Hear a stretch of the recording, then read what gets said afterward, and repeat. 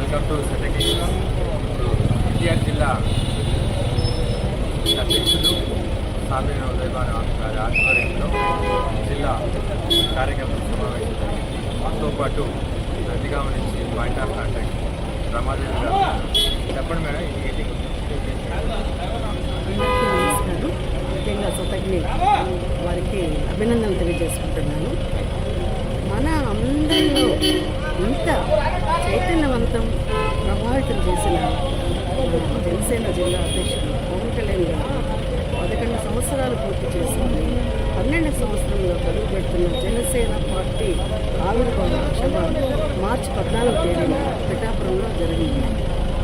దీనికి ఒక ప్రత్యేకత, కులాలకి మతాలకి అతీతంగా ప్రజా సంక్షేమమే తన యొక్క ప్రధాన లక్ష్యం అంటూ మంచి ఆదర్శాలతో సిద్ధాంతాలతో జనసేన పార్టీ స్థాపించిన పవన్ కళ్యాణ్ గారు 11 సంవత్సరాల ఉద్యమాలు, పోరాటాలు, త్యాగాలు, కష్టాలు, నిందలు, విమర్శలు మధ్య సాధించి అధపాతాళానికి తొక్కుతా నిన్ను అని ముందే చెప్పి 21 అసెంబ్లీ స్థానాలలో గెలుపు పొంది జనసేన పార్టీ ఈ రోజున 12వ ఆవిర్భావ సభ ప్రత్యేకత ఏంటంటే పవన్ కళ్యాణ్ గారు డిప్యూటీ సీఎంగా ఆవిర్భావ సభని జరుపుకోబోతున్నారంటే ఇది జన సైనికులకి, వీర మహిళలకి, మాలాంటి ఎంతోమంది మహిళల్ని గడప దాటి మేమందరం ఈరోజు ఒక్కొక్కరు ఒక్కొక్క అస్త్రాలుగా వీర మహిళలుగా మారడానికి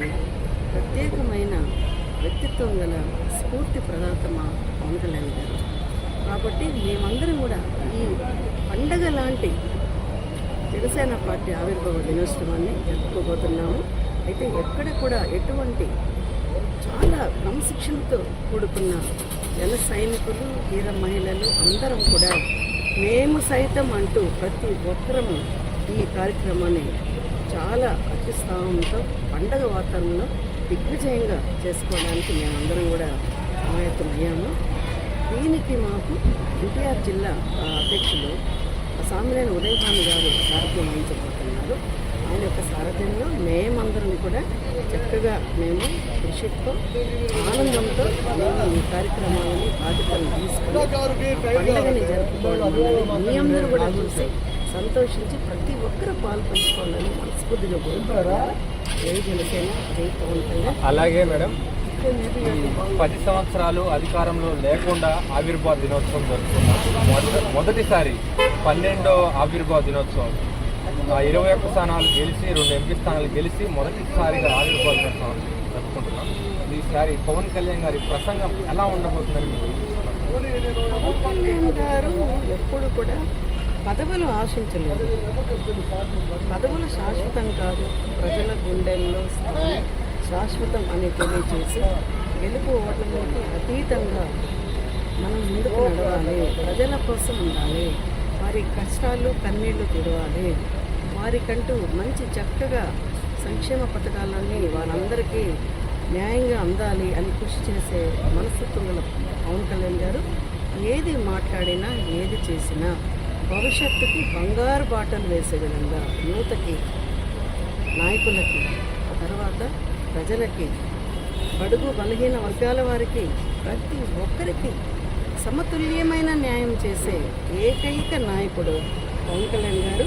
కాబట్టి వారి నుండి, వారి ప్రసంగం నుండి మనం ఎంతో భవిష్యత్తు పాటలు వేయడానికి కృషి చేసే ఎన్నో విధి విధానాలని, ఆయన యొక్క ఆలోచన స్ఫూర్తిని మనందరికీ మాటగా తెలియజేయబోతున్నారని నేను ఊహిస్తున్నాను.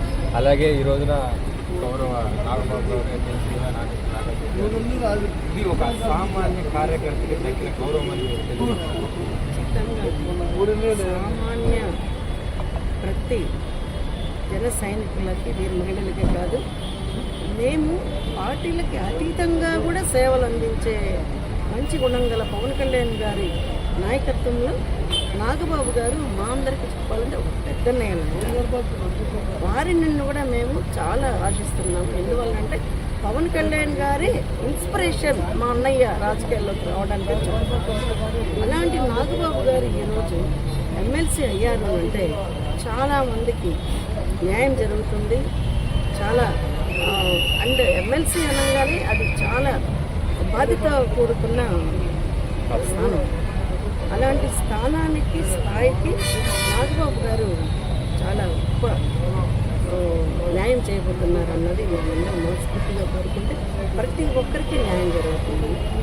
ఎందుకంటే నేను ఇంతకుముందే చెప్పాను, పార్టీలకు అతీతంగా కూడా ఇప్పుడు సంక్షేమ పథకంలో ఓన్లీ జనసేనకో లేకపోతే ఎన్డీఏ కూటమి గవర్నమెంట్లో ఉన్న వారికే కాదు కదా, అందరికీ వర్తిస్తుంది. అంత సమతుల్యంగా అందరినీ సమానంగా చూసే ఔదార్యం గల కొన్నిదల కుటుంబం నుండి వస్తున్న మరొక గొప్ప వజ్రం లాంటి నాగబాబు గారి సేవలు కూడా చాలా గొప్పగా ఉంటాయి, అందరికి అందుతాయని